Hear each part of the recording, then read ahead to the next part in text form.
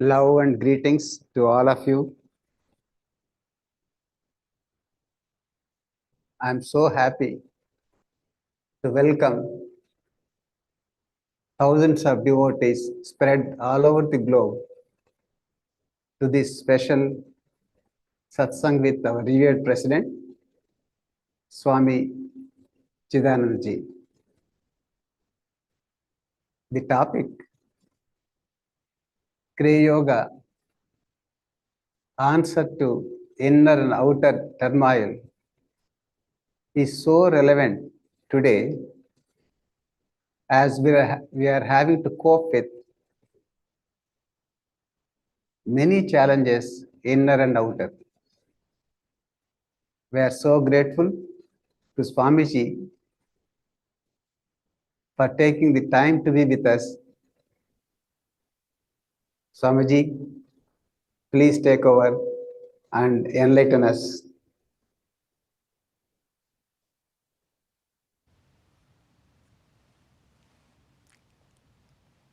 Jai Guru, loving greetings and pranams, dear divine friends. As we begin our program today, let's start by having an opening invocation, a prayer.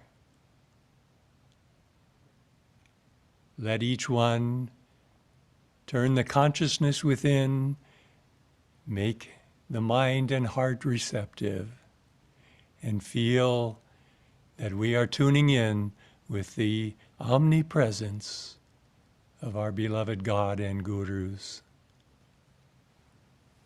Let us pray. Heavenly Father, Mother, Friend, beloved God,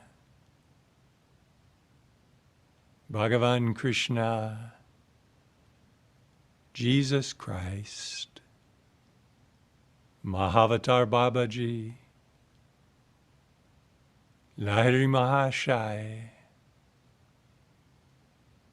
Swami Sri Yukteswarji,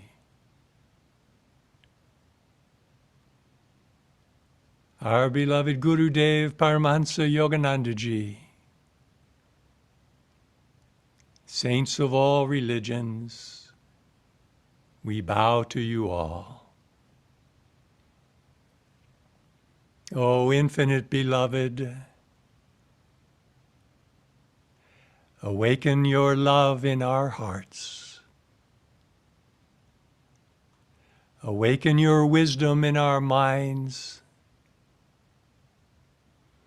Awaken your bliss in our souls.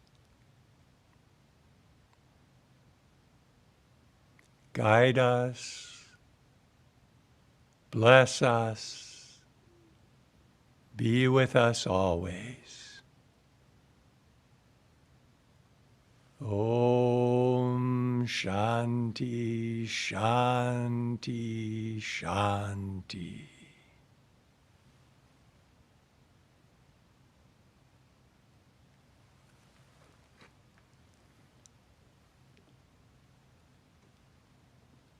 Well, my dear ones, what a joy it is to see all of you and to feel that I am once again in your midst, especially on this final day of the Sadhana Sangams, which have been held these past 4 days at our YSS ashrams in Ranchi and Dakshineswar, and our retreat in Chennai.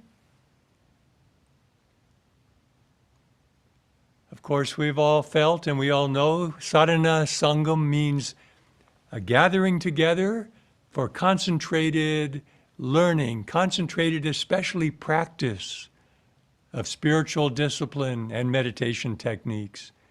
And blessed are you, each one, who have come together for that most noble of purposes. Can I see a video of each of the gatherings up close? Ranchi, please.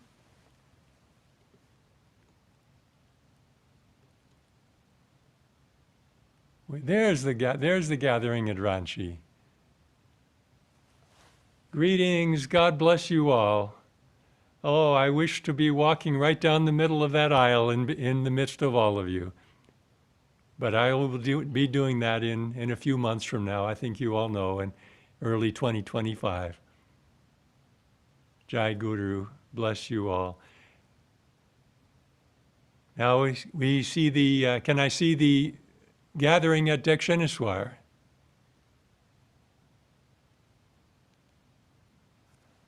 Jai Guru, greetings. Oh, dear devotees and monks in that beautiful ashram by the Ganges.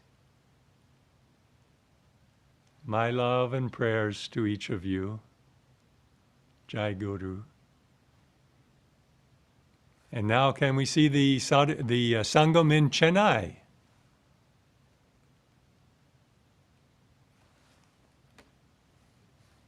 There they are. Chennai, beautiful gathering in South India. Jai Guru, bless each of you. I'm so happy to have this opportunity to be with you. Now, in addition to our 3 Sadhana Sangam groups that we've just seen, we are also joined today by a large group of devotees who are gathered at our Noida ashram near New Delhi and our Dwarahat ashram not far from Babaji's cave in the Himalayas, foothills of the Himalayas, for this Sunday morning satsang. So can I see the Noida gathering, please?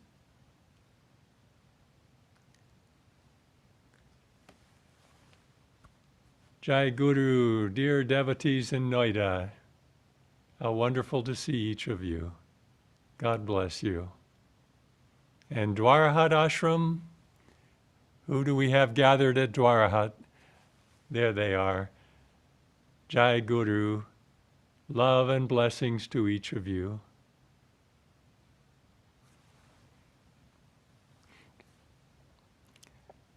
You know, as I joined the devotees at our recent SRF World Convocation in Los Angeles, and it was such a wonderful gathering 2 months ago.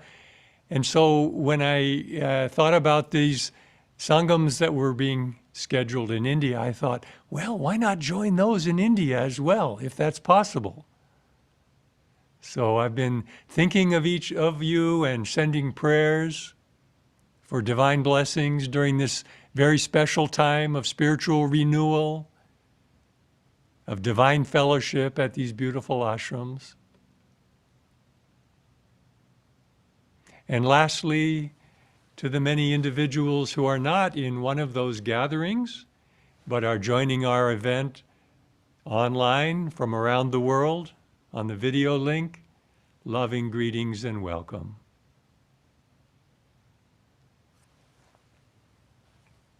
I'm going to have a little bit more to share with you about our place in Chennai at the end of the talk, but for now, let's turn to our subject of Kriya Yoga, answer to inner and outer turmoils.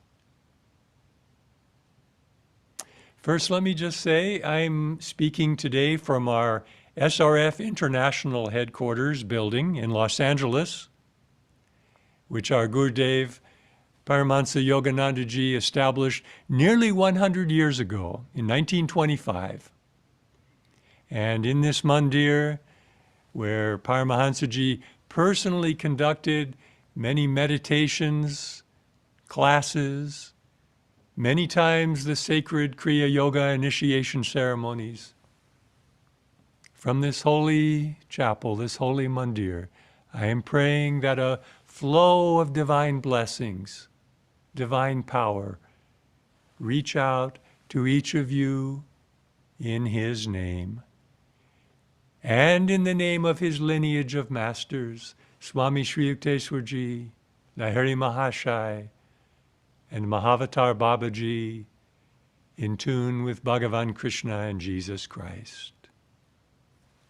There you see them shedding their blessings on each of you across the miles that we're linked together in spirit, in their omnipresent love, in their omnipresent blessings.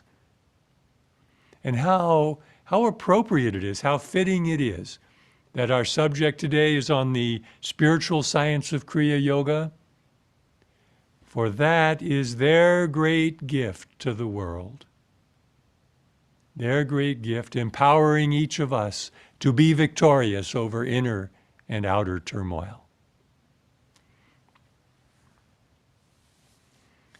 Now, you're all here today because you want to know, I'm sure, like people all over the world, where can we find refuge from the inner turmoil, from the demands and pressures that accompany life in today's world? It's not so easy, is it? The world is a very chaotic, a very difficult place. But what a joy, what a comfort to know that Kriya Yoga, as taught by this lineage of enlightened masters, that provides a practical, a powerful solution to both the external and the internal challenges that each of us faces. You know, don't we all wish that as we're going through our daily lives, we wish, oh, if only there were some solution, only some practice to help us maintain our peace while we're meeting the challenges, not running away from, but meeting the challenges of the outer world. Well, those who devotedly practice this ancient technique, this Kriya Yoga science of the soul, they find that it is an immense help in rising above stress, anxiety, and living not only with that very elusive quality of balance, that wholesome balance and clarity, but actually with a positive sense of divine inner assurance.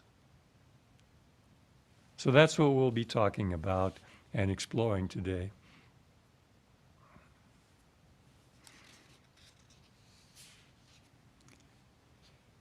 Our Guru one time said that the ancient Hindu rishis were psychological experts, psychological as well as spiritual experts.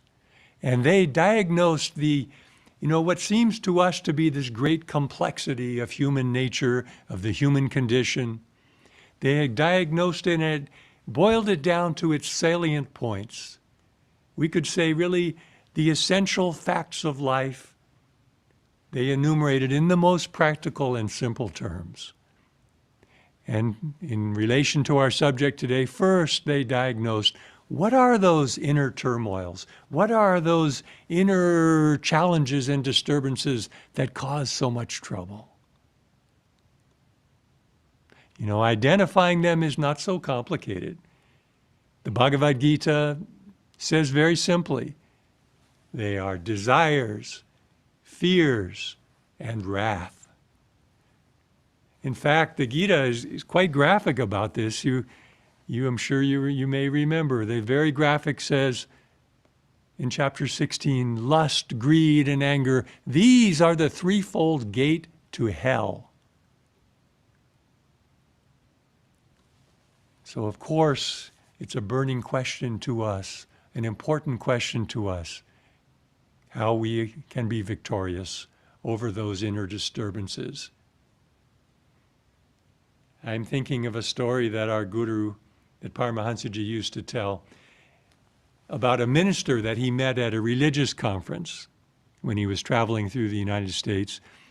And remember, that Yoganandaji had gone to the United States to spread India's ancient teachings of yoga, Kriya Yoga. In fact, he was called the father of yoga in the West. So he was at this religious conference, and different ministers, different clergymen were seated with him. And this one who was next to him on the platform, waiting to address the congregation. And that clergyman, that minister was just burning with anger. He was incensed, looking at Guruji, looking at this Hindu Swami, and just filled with indignation that this dark-skinned Hindu would dare to teach religion in a Christian country. And he looked at Guruji and he said, "If you are not a Christian, you will go to hell." And Guruji replied, always with such equanimity and politely, he said, "Well, thank you for the warning." He said, "I may get there sometime later on, but let me tell you, my friend, you are there already. You are there already in that inner turmoil. That is, as the Gita tells us, a hellish existence if we don't find a way to deal with it, to overcome it." Guruji told us another story, this one in India. He said there was a man that he knew in Calcutta who had a terrible temper, always losing his temper. And Guruji said, he was a specialist in slapping his bosses when he lost his temper. So he would lose one job after another. And so he came to me and he asked for help. And I told him, I said, next time you get angry, don't lash out. Count to 100 before you say anything, before you act. Well, this man, he tried it out. But then he came back to Guruji and he said, "It doesn't work. I get more angry when I do that. While I'm counting, I'm actually blind with rage for having to wait so long." And Guruji said his case looked quite hopeless. But then he said, I told him to practice Kriya Yoga. And he said, he gave him this instruction: after practicing your Kriya, think that the divine light is going into your brain, soothing it, calming your nerves, calming your emotions, wiping away all anger. And one day your temper tantrums will be gone. Isn't that a beautiful formula? Just close your eyes for a minute and let that sink in as a wonderful spiritual tool. Do your Kriya and then think that the divine light is going into your brain, soothing it, calming your nerves, calming your emotions.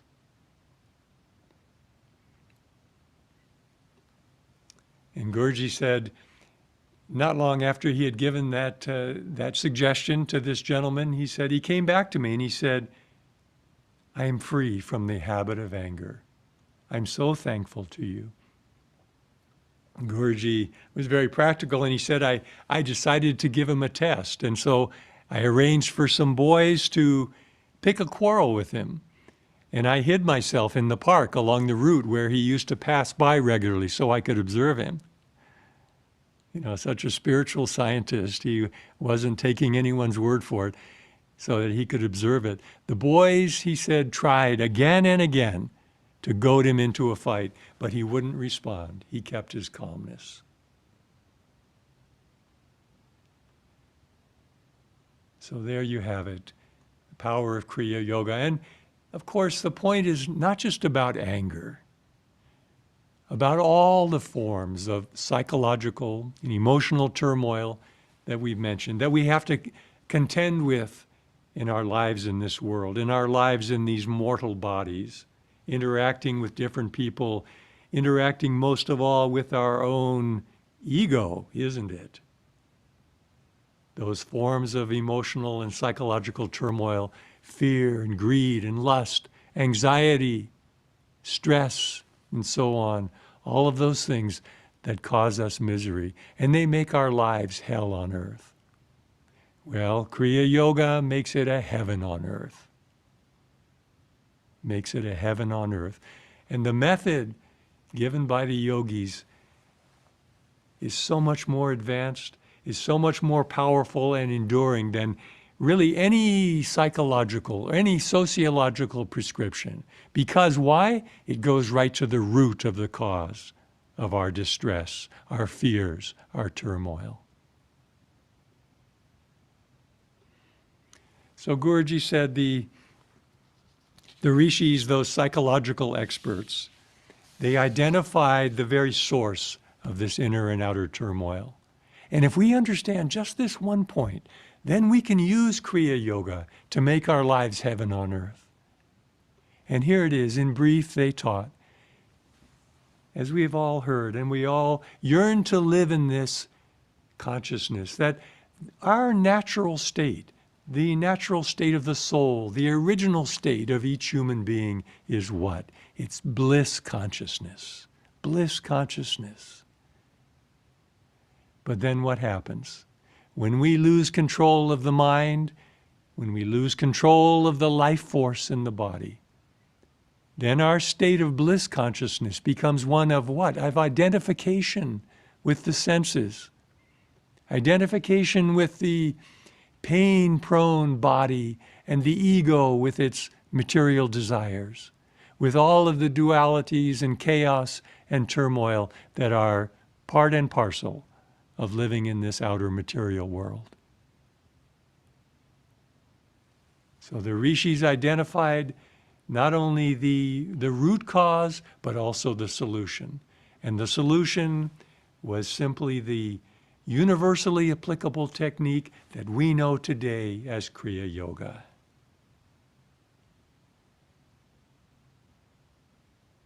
How beautifully the Gita says it.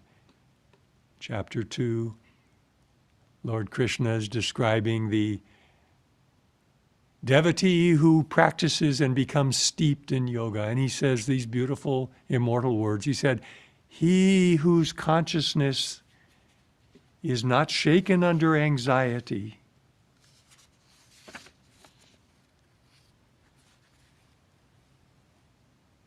he whose consciousness is not shaken by anxiety under afflictions, nor by attachment to happiness under favorable circumstances, he who is free from worldly loves and fears and angers." In other words, those inner turmoils we're talking about. He is called a muni, a sage of steady discrimination. He who is everywhere non-attached, neither joyously excited by encountering good nor disturbed by evil, has an established wisdom. And then Lord Krishna says, when the yogi, like a tortoise withdrawing its limbs, can fully retire his senses from the objects of perception, then his wisdom manifests steadiness.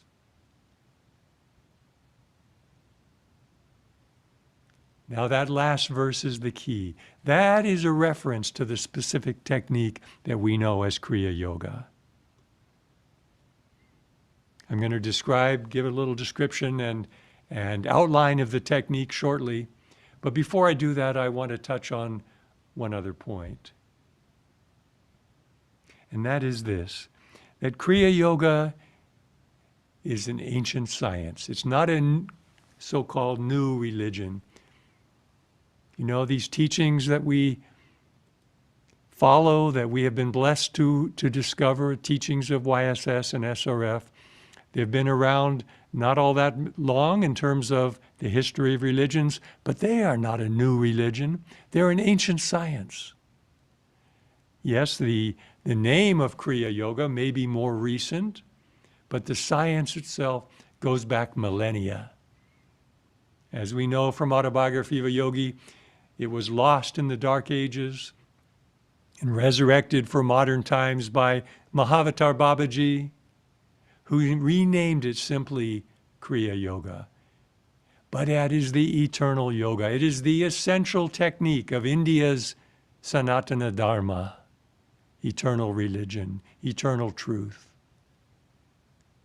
In fact, the entire Bhagavad Gita is epitomized in the science of Kriya Yoga, as are the Yoga Sutras of Patanjali.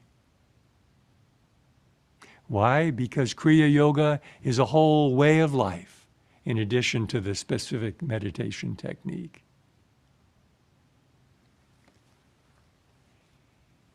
You know, there's a There's a great delusion among many people in the world today. It's a delusion that causes them to think that it's only the newest ideas or the latest trends in society that are valuable, that deserve our attention and our respect. I have a word for this. I call it chronological snobbery. In other words, it's utter snobbery to think that only in our modern times do we have a privileged and scientifically valid understanding of what life is all about. That is greatly mistaken and deluded. Because the truth is, as we all know, if we go back far enough in human history, we find that there were eras of knowledge, eras of civilization that were far more advanced, much more advanced than the state of our civilization today. I'm talking about going back to the previous golden age, the Satya Yuga. And that is where this eternal science of yoga originated. That is the age from which it's come down to us.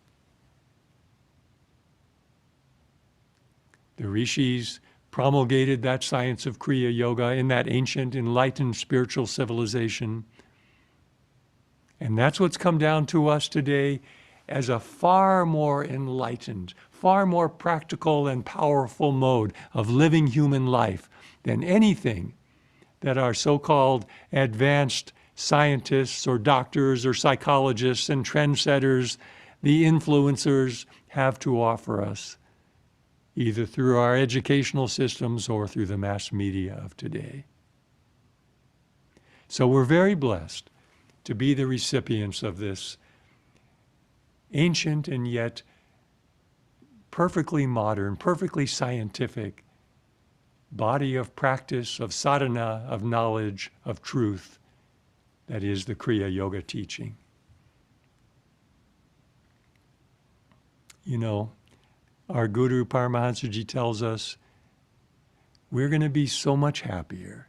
You will be so much happier, so much more successful, so much more fulfilled as a human being if you take to heart the enlightened teachings from India's golden age. That's so much better than building a life on these constantly evolving, changing, can't make up their minds every day, something new, something different, uncertain, experimental ideas and trends that come to us through the internet feed on our social media. Really, do you want to be a lab animal, subject to the experimentation of individuals who are still searching and have not discovered truth? They want to use you as their guinea pigs. But why not instead trust and rely on the proven discoveries that have come down to us through millennia, literally thousands and thousands of years of proven scientific effectiveness? That is the teaching that our Guru and our Param Gurus have blessed our lives with. Now, of course, this doesn't mean that we should go back to a prehistoric or non-technological era, state of existence. Certainly progress of science and technology, certainly these have brought many wonderful benefits to society. But here's the point. Unless those outer achievements, unless that outer technological progress is balanced and guided by a corresponding inner wisdom, then chaos results. Chaos. That is the source of the outer turmoil that we see in the world all around us today.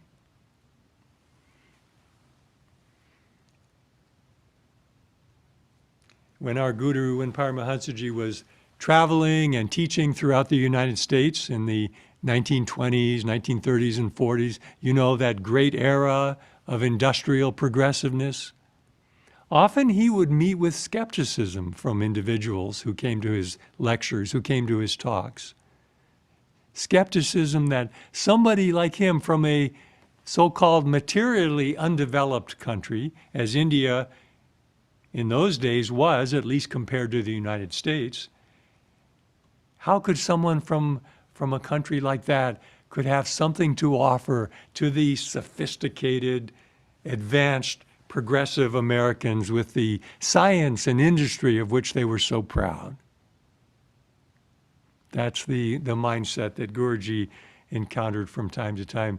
He told one wonderful story, inspiring but humorous too. He said in New York City, this was in the 1920s, New York City, he said, I met a prominent industrialist, a powerful man who had 15,000 employees in his company. And someone had asked him to come and see me. So he came, Guruji said, jauntily into the hotel where I was staying, whirling his walking stick.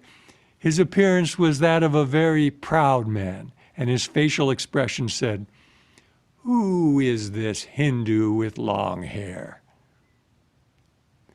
And Guruji said that in the course of talking to this man, at one point he said, I am disgustingly wealthy and disgustingly healthy.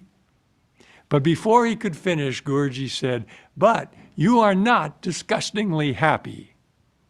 I can teach you how to be perpetually interested in being ever newly happy. And Guruji said he conceded the point and became my student. And he was for decades, for years, 1920s, 30s, 40s.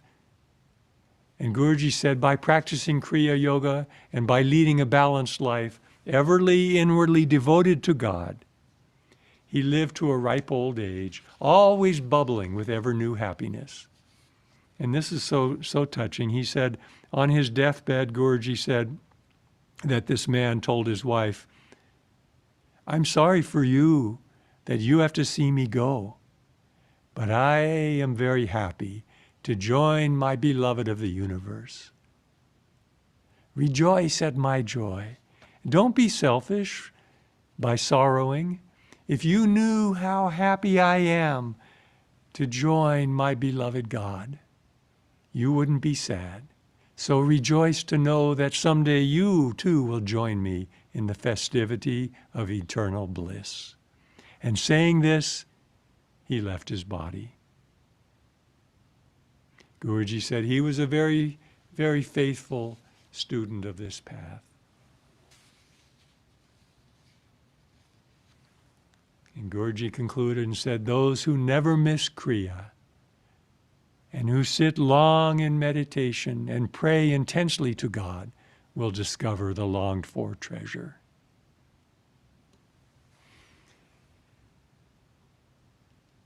So seeing all of your wonderful faces in the gatherings there, all the wonderful souls following this path, following the teachings of Kriya Yoga, not only in India, but all over the world. But in India, where I'm talking to you today, India must not imitate the West in all things.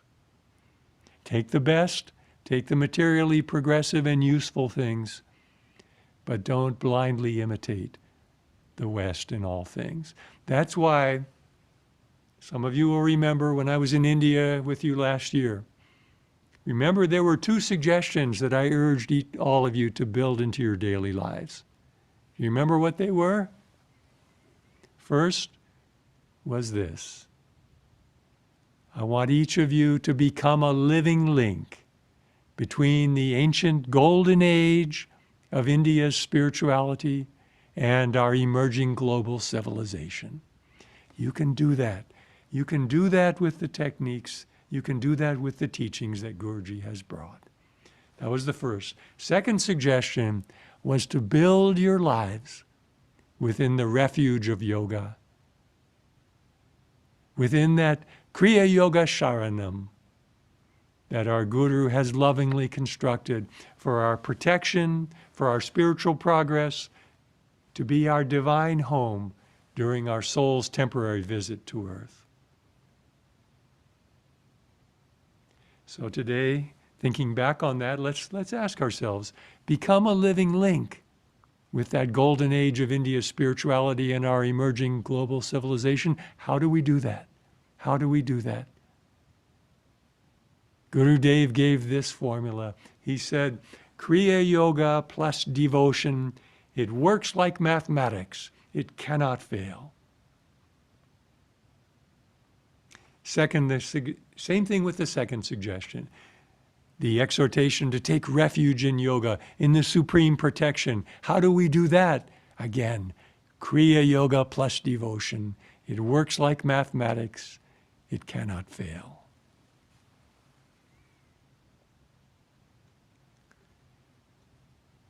So just to give a brief description of Kriya, for those that are new to the path or may not have received the initiation, we can describe it in just briefly like this. Kriya is a technique of using the breath, using the concentrated attention or mind, and using the life energy in the body to awaken higher states of consciousness.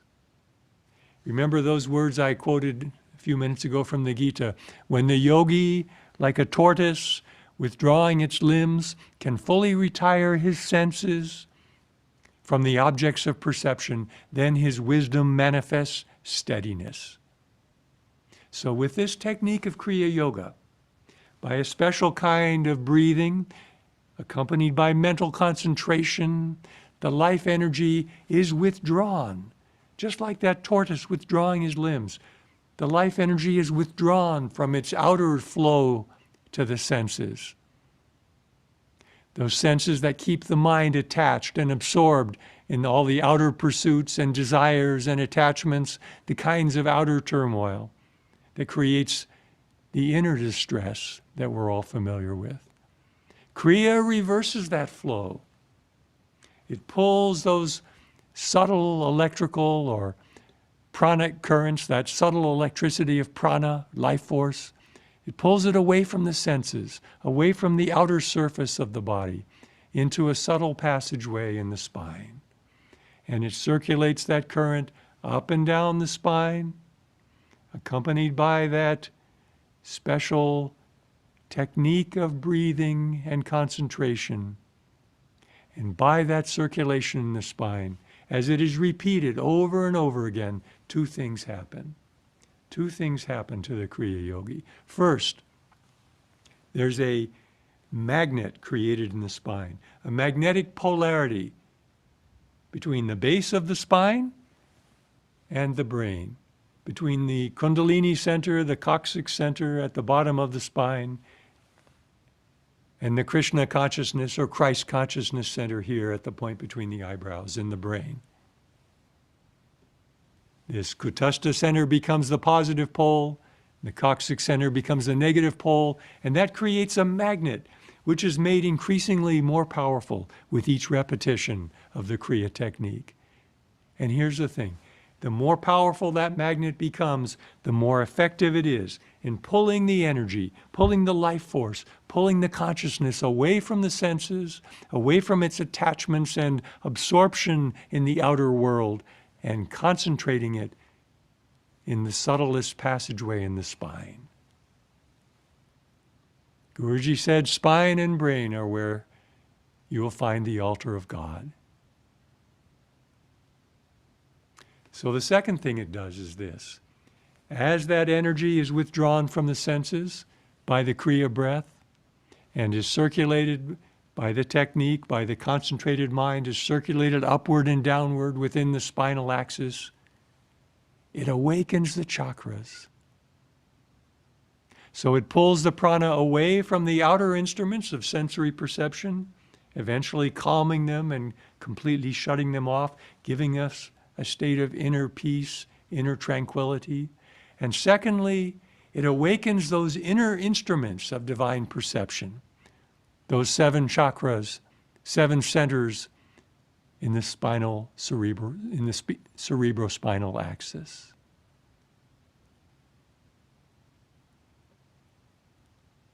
This is a very simplified and abbreviated description, but I'm just pointing it out to give a glimpse of what it is, and really to point out what is the effect. What happens as we practice this technique up and down the spine, that special technique, that advanced practice of Kriya Yoga, What is the effect?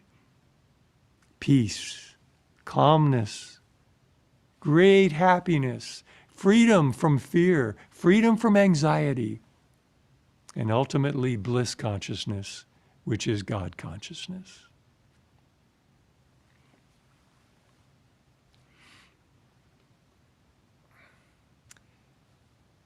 So how do we learn this Kriya Yoga? You know, just like with anything in the world today, people have multiple options.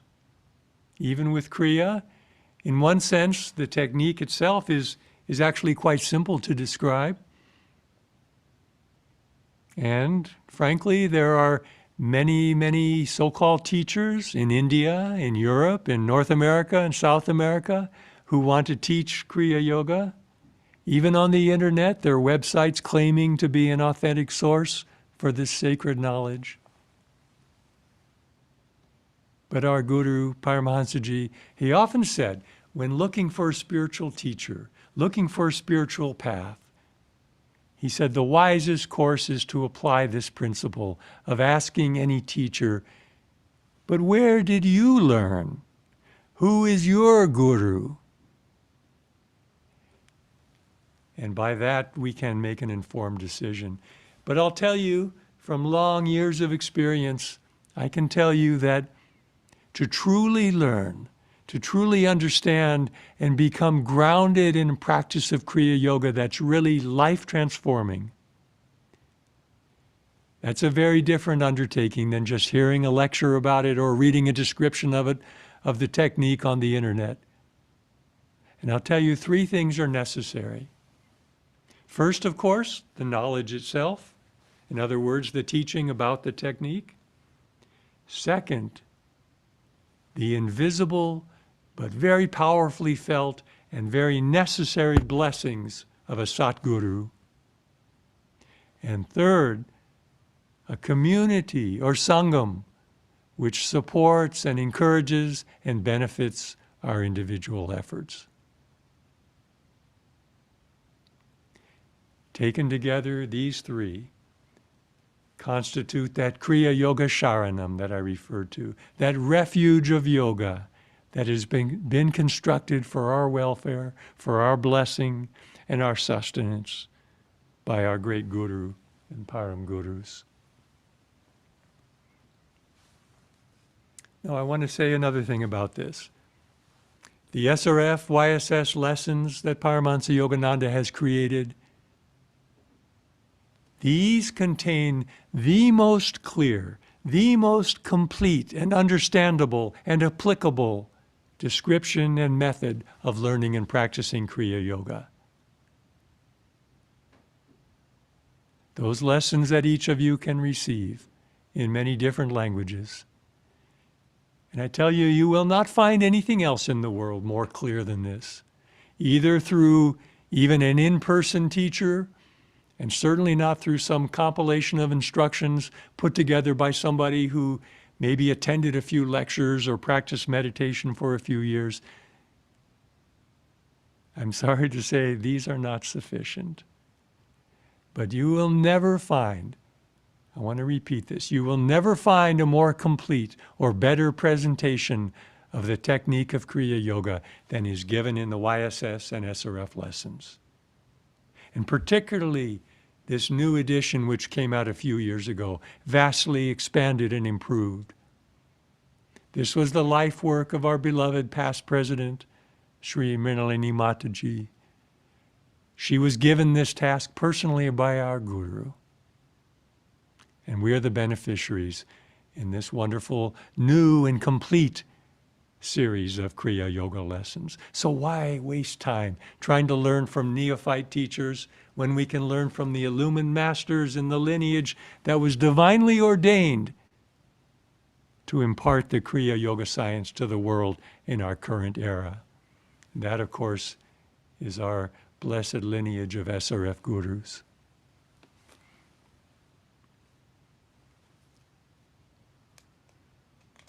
As I said in the beginning, we're sitting here in this chapel at the Mother Center at our International Headquarters building. And it's very special for me personally, just to share a little personal glimpse with you. It was right in this room, right in this chapel, that I received my own initiation in Kriya Yoga many years ago. Actually, 48 years ago now. I was just a young man of 23 years old, sitting, I'm not sure where, somewhere here in this chapel. I had looked forward to it ever since reading Autobiography of a Yogi, and I felt this is going to be one of the most important days in my life. One of the most important days of my life. I think all or most of us felt that way, isn't it, when we came to our initiation in Kriya Yoga and entered into that guru-disciple relationship.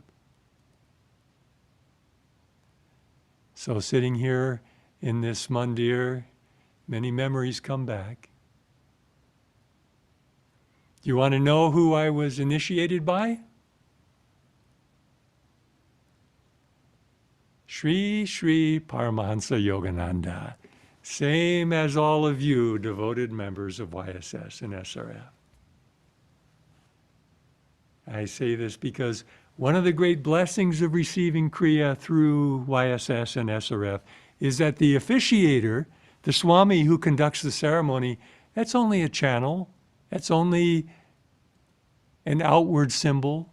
Spiritually and energetically, for each one of us, each one of you, the initiation is given personally by Paramahansa Yoganandaji. Never forget that. Even during his lifetime, even when he was here in the body and giving classes and initiations, from time to time he would designate various disciples, various individuals to conduct the ceremony for a devotee, for a disciple. But he always said it was he who was giving the initiation, even from a distance.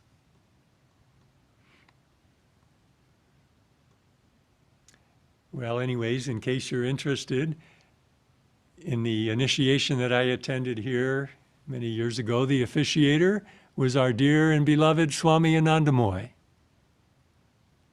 Many of you remember him, have heard his talks. He used to talk so beautifully about Kriya Yoga. In fact, it was to him that Guruji said one time, Kriya Yoga plus devotion, it works like mathematics, it cannot fail. Swami Anandamoy, Brother Anandamoy, he was the monk in charge of our ashram community for many years here at the Mother Center, also at our other ashrams, Encinitas, Lake Shrine for some years. Of course, he made several trips to India. We monks learned a great deal from him, as of course thousands and thousands of devotees who heard him speak and for whom he conducted Kriya ceremony in many parts of the world, United States, India, Europe, and so on. So as I sit here in this blessed mandir, in this blessed chapel, I pray that each one of you can feel the sacred vibrations that flow from this place. And not only from this place, but especially from that secret temple, that sacred temple in your own heart, in your own kutastha. I'm praying that you feel those vibrations reaching out to each of you, blessing your own practice of Kriya Yoga with deeper and deeper realizations, deeper and deeper awareness of those divine forces in the spine.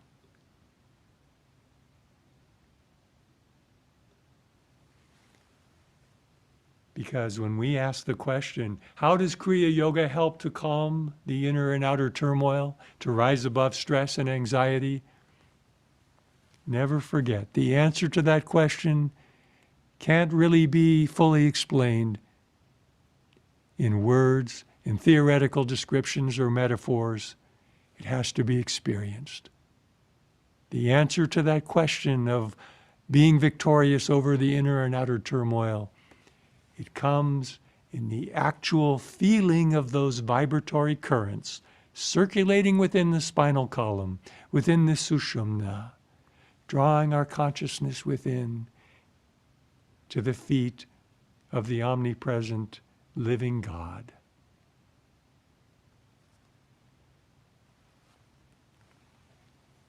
You know, when we think about stress, we think about turmoil. It's true, we can get some peace of mind, some inner calmness, some stability by practicing affirmations, by practicing mental control, perhaps, by visualizations and so on. These are good, these are helpful. But all of these mental and psychological methods, they are like droplets of water compared to the mighty river of spiritual consciousness, of spiritual peace, of spiritual joy that we can immerse ourselves in through the Kriya technique. Never forget that. Never take for granted the great blessing, the great power of that technique. Now I want to go into another point. Remember, as we just said, Kriya Yoga plus devotion, it works like mathematics. It's scientifically guaranteed if we follow the teaching, if we follow the technique. But remember this, it's Kriya Yoga plus devotion, not Kriya Yoga or devotion. You understand? A very important point, because there's two kinds of people that we see on the spiritual path. Some approach it from an intellectual point of view, from an analytical, scientific point of view. They think of the meditation technique only as a science, and they think they can get to that goal of communion with God without devotion. He said, no, just let me practice the science of yoga. And then on the other hand, other devotees, they think, well, I feel such love, I feel such devotion for God in my heart. And they think, well, I feel that devotion, so I can just kind of do the technique and the results will come. You understand what I'm saying? Neither of them will realize the full power of the technique. Neither of them. Kriya Yoga plus devotion, not Kriya Yoga science or devotion. Guruji told a story, in fact, one person that he met when he returned to India in 1935-36. And this was a great devotee. He said this person had been practicing the bhakti yoga path to God many, many years. Very persistent, very sincere. And Guruji offered he said, well, let me teach you the Kriya Yoga technique. And he said, no, devotion is enough. And then Guruji said, well, if that is the case, have you found God? And the man said, no, God has not come to me yet. Have been many years, I'm waiting, but I will not give up. And I know through my devotion, I will find him eventually. Well, somehow Master convinced him to take the Kriya Yoga technique. He talked with him, he gave him the Kriya initiation. And do you know that devotee found God realization in 7 days? That's the power of Kriya Yoga plus devotion. Now, the other part of it, the science is certainly important too. And I want to emphasize this in our talk today as well. In the lessons, Guruji tells us the Kriya Yoga technique will give you mathematical results according to how much, how deeply, and how exactly you practice. Listen to those words. Pay attention to the details. I'm asking each sincere devotee, each sincere Kriyaban of this path, go over each aspect of the technique in the lessons. Go over every detail, learning it gradually, step by step, the breathing, the sounds, the cool and warm currents, the posture, everything. It's laid out there, as I said, in scientific clarity, in complete detail, step by step. in those marvelous SRF YSS Kriya Yoga lessons. Review it again and again, as long as it takes. As long as it takes.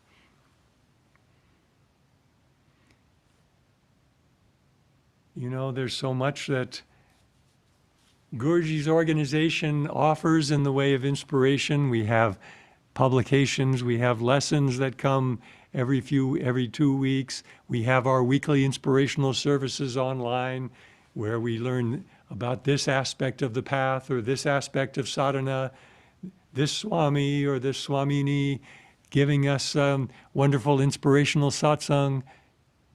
But let me tell you something. If you're finding time for all of that, but not finding time to really master the Kriya technique, you have your priorities reversed.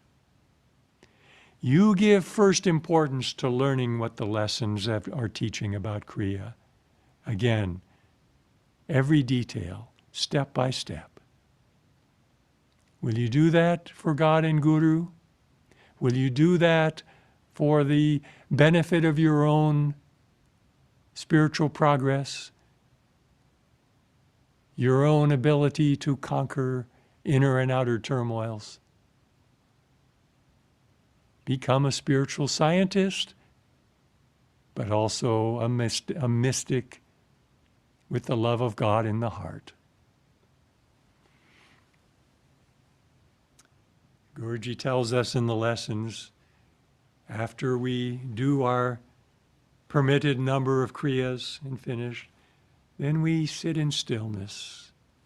The technique is finished, it's done its work, and then we sit in stillness, riveted at the spiritual eye for as long as we can. Just feeling that presence of God, feeling that stillness, feeling that peace, that soothing vibration of spiritual consciousness. And I tell you, in time you also will begin to feel those currents moving up and down the spine, independent of the breath. Even after the Kriya technique has been completed, those currents you will feel warm and cool up and down inside the spine. And such wonderful spiritualized consciousness it brings.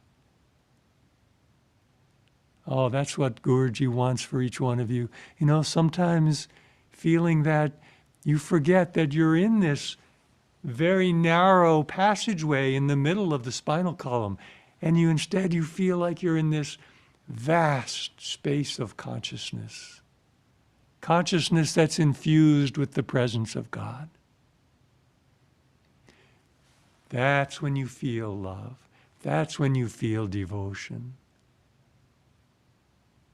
As Guruji said to us, no one can truly love God unless you know God.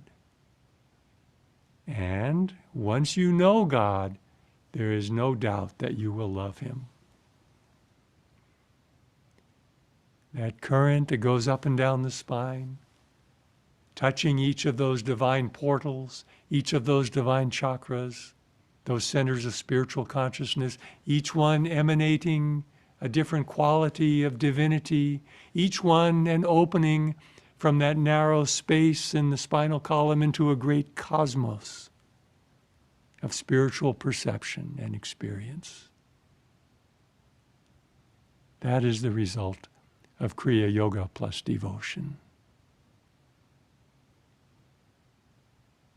That's what I want each of you to experience, my dears, because that's what will truly enable you to transcend inner turmoil, inner stresses, and not only that, to become a force that contributes in a very positive and a very tangible way to dissolving the outer forms of turmoil that afflict our human family, our global family.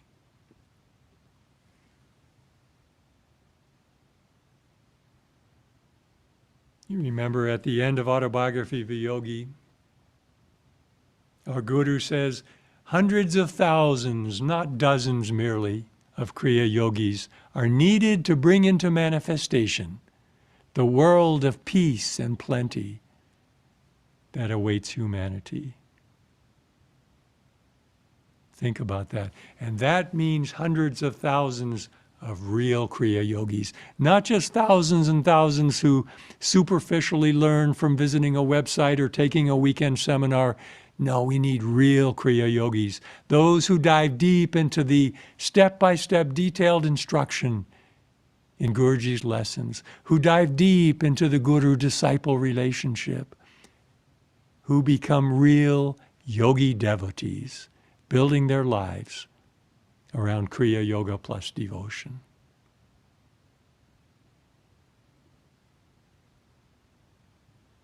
I always loved this saying, this ancient wisdom from the Chinese sage Confucius, who said,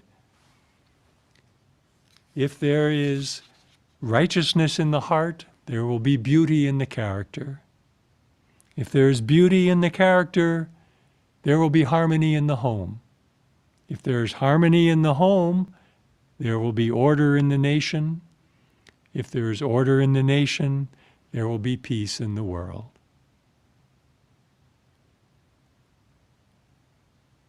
Our Guru, our Param Gurus, testify to us that that is what Kriya Yoga produces, to the degree that we practice it accurately, regularly, deeply, and with devotion. Kriya Yoga produces righteousness in the heart, beauty in the character, harmony in the home, and peace in the world.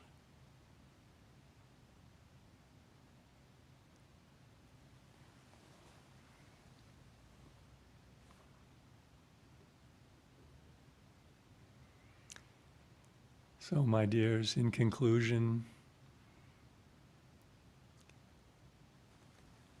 let the prayer of each one of us always be, Divine Gurudev, make me a real yogi devotee,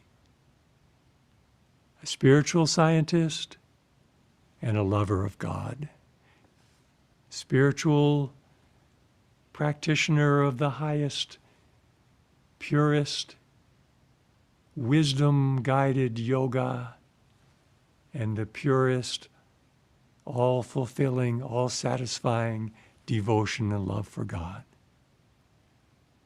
We combine that science of yoga along with the yearning, along with the surrender, the humility, the pure devotion of the heart. And when we cultivate those qualities within ourselves, that is the real sadhana of this path of Yogoda Satsanga Society of India and Self-Realization Fellowship.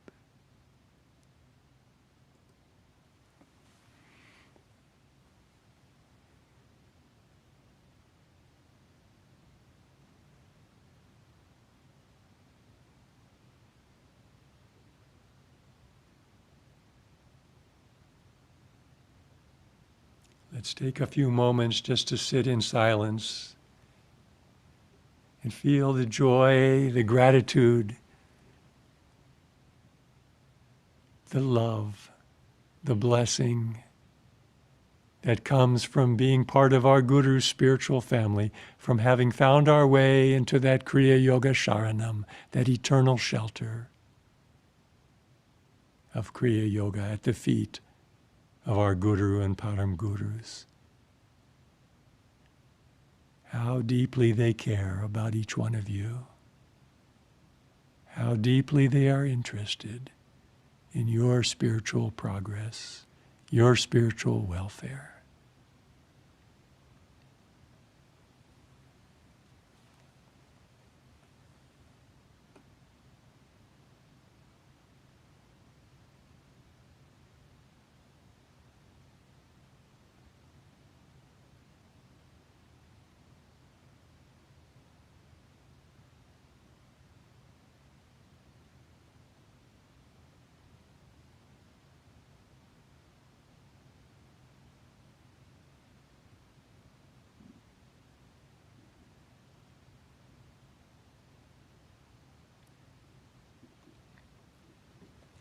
Jai Guru. Now, before we conclude our gathering today, as I mentioned, I have some wonderful news to share with all of you about our place in Chennai, where one of the three places where the Sadhana Sangams are taking place, concluding today. So let me just say this, and then I want to show you some pictures. But first, just to familiarize you with the situation in our Chennai location. Some of you may know that in recent years, particularly in the last 2 or 3 years, with the release of the YSS lessons in the Tamil and Telugu languages, the interest in our Guru's teachings has grown significantly, all through India, but also particularly in South India.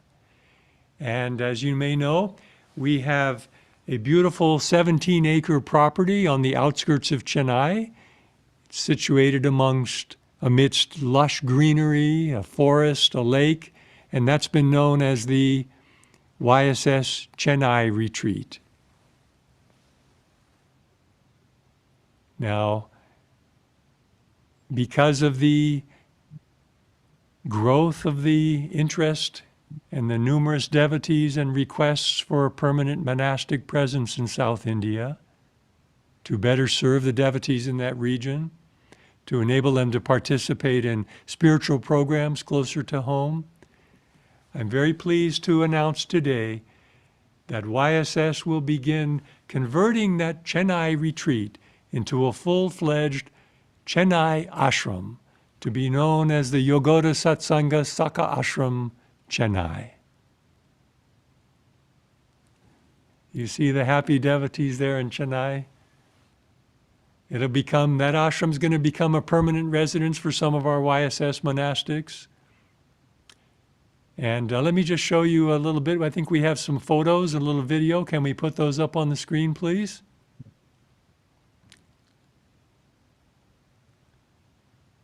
Here's the main building there at the Chennai retreat. Now will be the main building of our YSS Chennai ashram. Next. So here you see our other ashrams. Ranchi there in the middle of the map, and then over to the right in Calcutta, the Dakshineswar ashram, and up by Babaji's cave in the Himalayan foothills, Dwarhat, and then Noida in the national capital area. And there you see Chennai retreat, now Chennai ashram, South India. What a joy it is. Next slide. Let's watch this little program.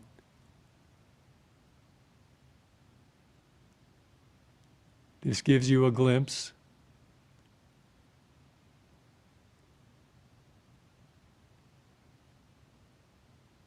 (2008) foundation stone, 2009 empty land, some plantings, original meditation hut, now renovated. And look at that, now with all the planting and care that's gone into it. As I said, lush greenery, beautiful natural surroundings, coconut palms, these beautiful meditation gardens, surrounded by a lake.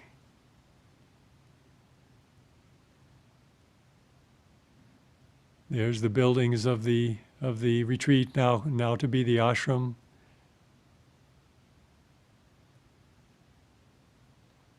So as I said, our monks will now take up permanent residence there. They'll conduct spiritual programs, children's camps in addition. There's the meditation hall where the devotees are gathered today, the retreat accommodations, dining hall.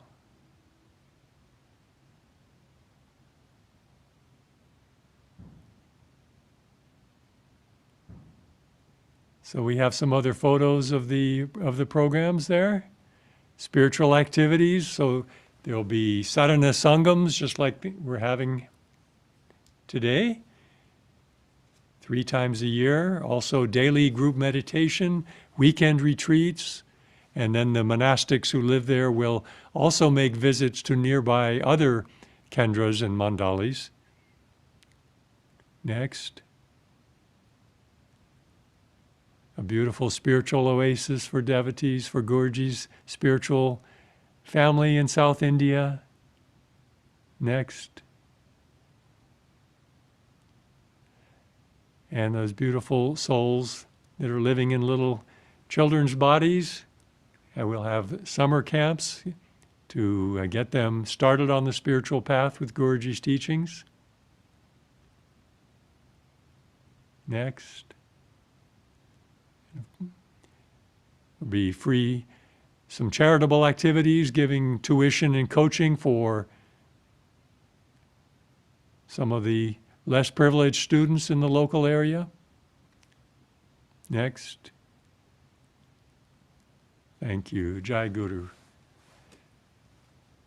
So let me just express on behalf of the YSS board and for myself, I take this special opportunity to offer deep gratitude to all the sevaks, all the devotees who have contributed toward making this new ashram a reality, either by volunteering your time or assisting with the building or the infrastructure, or by providing generous financial support. And in the coming days, you can look on our YSS website and we'll have a detailed information about the new ashram. And it'll be in the Chennai ashram section of the YSS website. And lastly, of course, I want to say I am looking forward extremely to visiting there in person, this beautiful new ashram, newest ashram of Guruji, when I come to India in February of next year.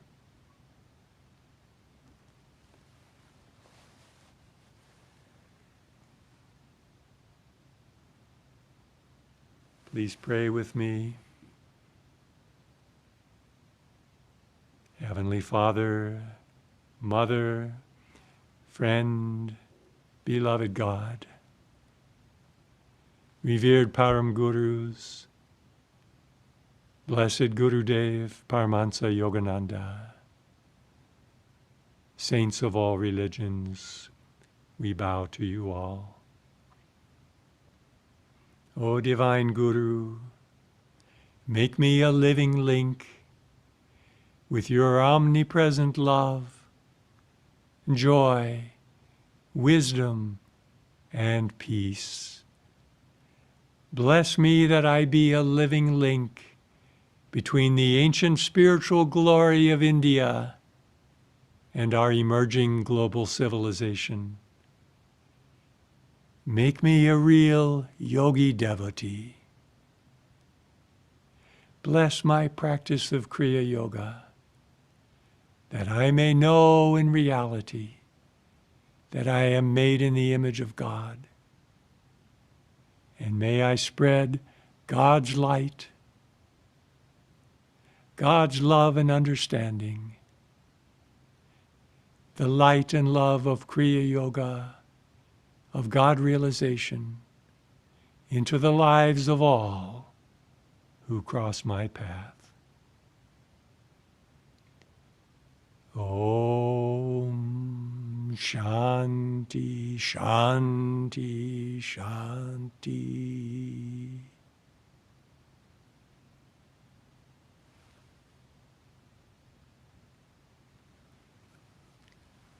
Now, beloved ones, thank you for joining. For those of you who are gathered there at our ashrams, now we'll have prasad handed out by our dear monks, prasad that's been infused with the love and joy and divine power of our Guru. And here from Los Angeles, I'm sending out a prayer that each one of you will receive not just the physical prasad, but the vibratory blessing of Guru Dev that flows through the ether from his omnipresent consciousness into your soul as you receive from our dear monks in his name. God bless you all. Jai Guru, Jai Guru, Jai Guru.